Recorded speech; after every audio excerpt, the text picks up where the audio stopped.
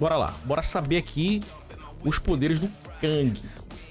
Poderes explicados do Kang. Porque ele é tão perigoso. Eu só sei que esse cara aí, ele é um cara de 2000 e lá vai o trem pra frente.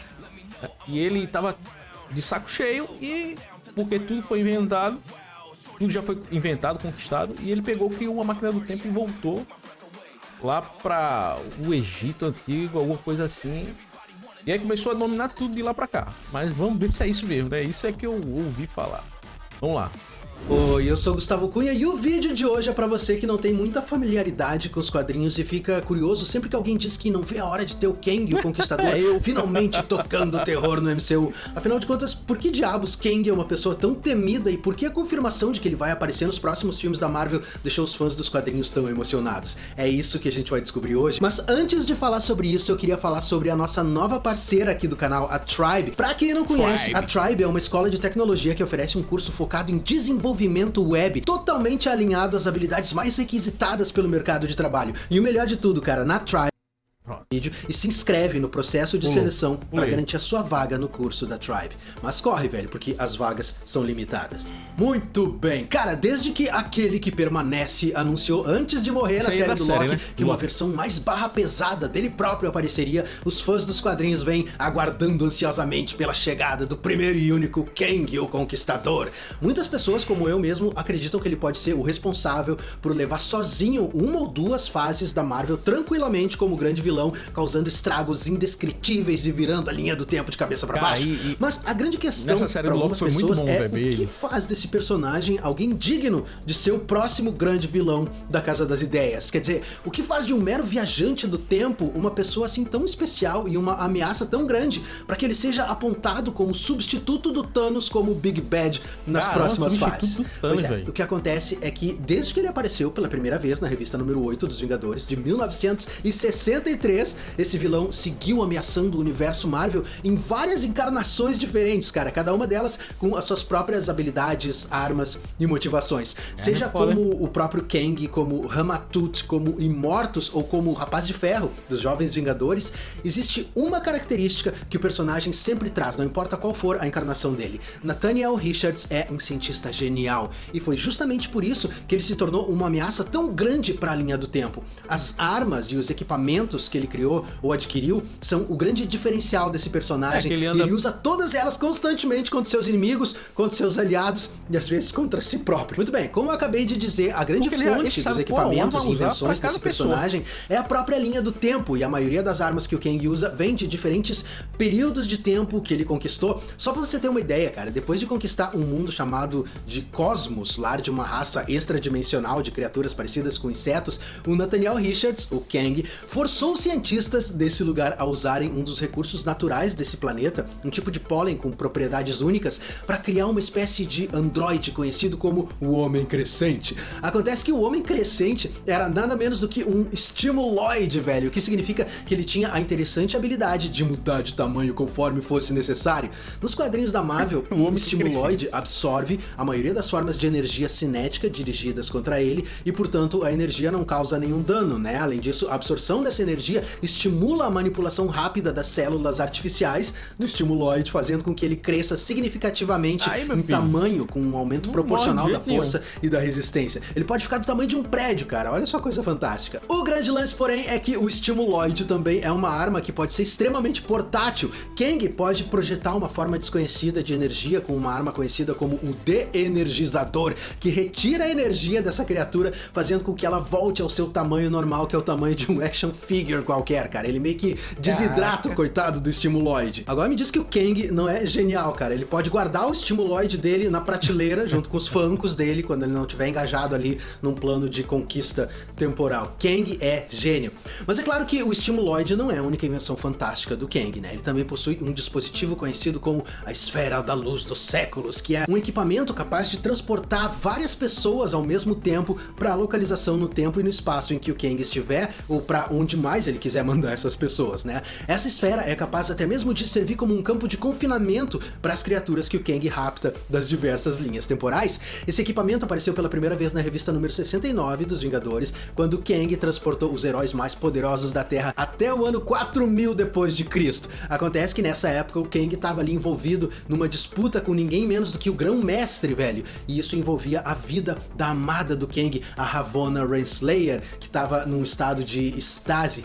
O Grão-Mestre tinha prometido que se o Kang vencesse a disputa entre os dois, ele daria ali um jeito de trazer a Ravonna Renslayer de volta à vida. Como eles são muito gente boa, os Vingadores concordaram em ajudar o vilão Kang, mas ele acabou tentando enganar os caras e depois acabou sendo enganado pelo Grão-Mestre no final das contas. Foi um desastre esse dia pro Kang. Mas é claro que o grande equipamento de todo viajante do tempo é sua máquina do tempo, certo? No caso do Kang, ele costuma vagar pelas diferentes linhas temporais a bordo da sua galante nave que foi evoluindo através das revistas até se tornar uma grande base orbital. O que acontece é que, como nós já vimos algumas vezes aqui no canal, Nathaniel Richards, o cara que se tornaria mais tarde o Kang, era um cientista que vivia no século 30 depois de Cristo, no nosso futuro, e que se interessava demais pela chamada Era Heróica, a época em que os heróis povoavam a Terra. Certo dia, durante uma expedição, ele descobriu nada menos do que as anotações do Doutor Destino sobre uma máquina do tempo.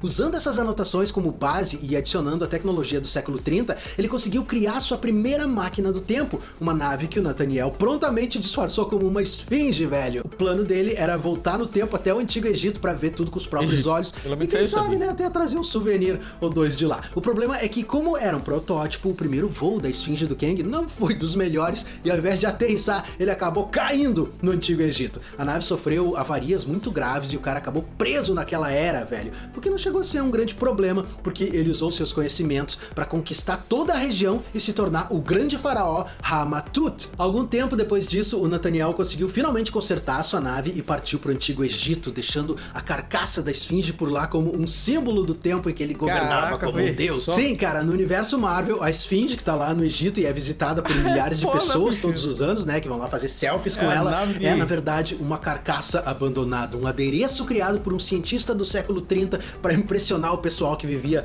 por aquelas bandas na época dos faraós. O grande lance é que, por mais genial que ele fosse, o Nathaniel parecia ter uma certa dificuldade em simplesmente estabelecer um curso correto na linha do tempo naquelas primeiras viagens, porque depois que ele saiu do Egito, ao invés de voltar pro século 30, onde ele morava, ele acabou passando reto por aquela era, velho, e foi parar no século 41. Errou por pouco, né? No século 41, ele descobriu uma tecnologia além de qualquer tipo de compreensão, mas que pertencia a uma geração que tinha destruído a si própria tempos atrás, enquanto que naquele momento apenas criaturas menos evoluídas existiam lutando entre si, tentando utilizar aquelas maravilhas da ciência. Caraca, aí o cara ficou mais feliz que mosca em tampa de xarope, né? Só precisou chutar pro gol sem goleiro e partir pro abraço. Em poucas semanas, Nathaniel Richards foi capaz de compreender e dominar toda aquela tecnologia, usando esses recursos para conquistar todo o século 41. Foi a partir daí que ele criou aquela armadura buenacha com a cara azul e partiu para outros períodos de tempo para fazer deles parte do seu reino, e foi justamente nesse momento que ele passou a chamar a si próprio de Kang, o Conquistador. Caraca, e é claro que para realizar suas conquistas, ele fez um upgrade na sua nave, né, que agora se parecia com uma espécie de disco voador e que finalmente conseguia parar precisamente na época em que o Nathaniel desejava estar. Porém, para conseguir conquistar a chamada Era Heróica, na qual os super-heróis viviam, o Kang precisava de mais do que uma simples nave, né? Ele precisava de uma estação de batalha totalmente equipada e operacional, capaz de pular para qualquer parte da linha do tempo. Foi assim que o cara criou a sua mais famosa nave, a base Damocles, uma estação orbital com a forma de uma espada. Sabe como é que é o Kang, né? Se é pra fazer uma estação orbital, ela tem que ter estilo. E além de ser totalmente estilosa, ter hidromassagem, suíte, 2 vagas na garagem, essa base espacial funcionava como uma espécie de estrela da morte da Marvel, sendo capaz de disparar raios de energia que podiam destruir cidades inteiras, velho. Só pra você ter uma ideia, na primeira vez em que a nave apareceu, o Kang fez com que ela incinerasse o prédio das Nações Unidas. Infelizmente, aqueles metidos dos Vingadores deram um jeito de atacar a base Damocles e danificar aquela maravilha da ciência e da engenharia, fazendo com que ela desabasse dos céus. Foi muito triste. Mas é claro que um grande conquistador não se abala com esse tipo de revés, né? E um conquistador como Kang precisa estar sempre olhando adiante, trabalhando para alimentar o seu ego, que é imenso do tamanho do Rio Grande. E que maneira melhor de alimentar o seu ego do que criando um exército de clones à sua imagem e semelhança? Pois é, foi justamente isso que o Kang fez, usando nada além do seu intelecto e algumas peças de tecnologia retiradas daqui e dali na linha do tempo. O grande lance é que o Kang reuniu duas das suas variantes de outras dimensões e criou o Conselho dos Kangs. O Kang original, que passou a ser chamado de Kang Prime, usou a ajuda das suas duas variantes para caçar e eliminar centenas de milhares de outras variantes dele ao longo de todo o multiverso, principalmente aquelas que não se mostrassem dignas do nome Kang e que não poderiam, portanto, continuar existindo. Só que, em segredo, esse Kang Prime começou a construir vários robôs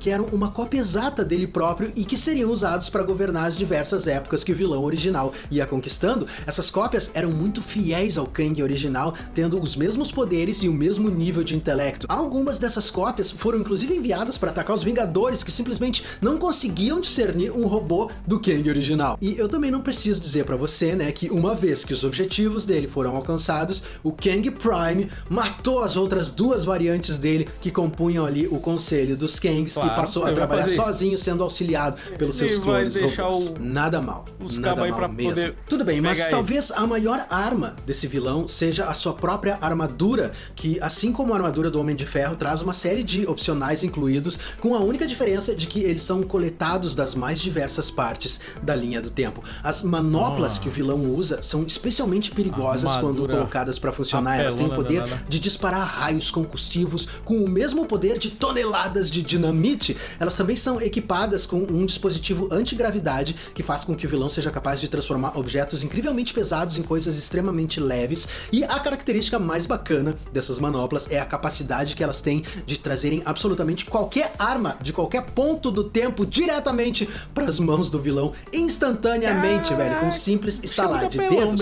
Além das manoplas, a própria armadura do cara é feita com uma liga de metal misteriosa criada no século 41, o que faz com que o personagem seja capaz de lutar de igual para igual com deuses asgardianos ou qualquer outro tipo de criatura superpoderosa. Esse traje também é equipado com um kit de sobrevivência, provendo uma atmosfera controlada que permite que o usuário sobreviva no espaço, e tem até mesmo alguns dispositivos de alimentação que fazem com que o Kang não precise dar aquela parada numa lanchonete, né, para beliscar alguma coisa no meio de uma campanha de conquista. E essa é uma armadura neurocinética, o que significa que ela responde aos pensamentos instantaneamente. Ela também tem um campo de força embutido que pode se estender de 60 centímetros de distância do corpo dele até 20 metros em todas as direções, o que faz com que ele possa suportar até mesmo um ataque nuclear a queima-roupa. A armadura também pode criar divergências temporais, dando ao Kang a habilidade de viajar e manipular o tempo sem precisar estar na sua nave, e ela também controla a eletricidade, e o que é mais bacana, ela tem circuitos de nanotecnologia no capacete que fazem com que a consciência do vilão seja transferida para um novo corpo sempre que ele é morto em batalha. E no caso de todas essas invenções fantásticas falharem por algum motivo, Kang também sempre pode contar com seu famoso raio ultradiodo, que foi a primeira arma que ele usou quando apareceu ainda como Ramatut pela primeira vez lá na revista número 19 do Quarteto Fantástico. Em alta potência, esse raio é capaz de extrair a força e os poderes do seu alvo, causando inconsciência, e na configuração de força mais baixa, a arma pode minar a força de vontade do alvo, colocando a pessoa sob o controle mental do usuário. Tá boa essa lista pra você, ou você quer mais? Não esquece de se inscrever aqui no canal e ativar o sininho, porque eu tô sempre trazendo esse tipo de vídeo. Vai ser um grande prazer pra mim ter você como parte da família. A partir de agora é só clicar aqui embaixo no botãozinho de se inscrever e tá morta a cobra. Deixe seu like também pra aquecer o coração do Tata, e eu vejo você muito em breve, cara. Até lá, fica com Deus, permaneça bem, permaneça seguro, tá certo? Uma vez mais, muito obrigado e até a próxima. Valeu! Caramba, bicho. Como é que os Vingadores vão ganhar desse bicho aí, velho? Porque o filme dos Vingadores, ele é o vilão, né? Agora. Então, vamos esperar, né? Até o próximo vídeo.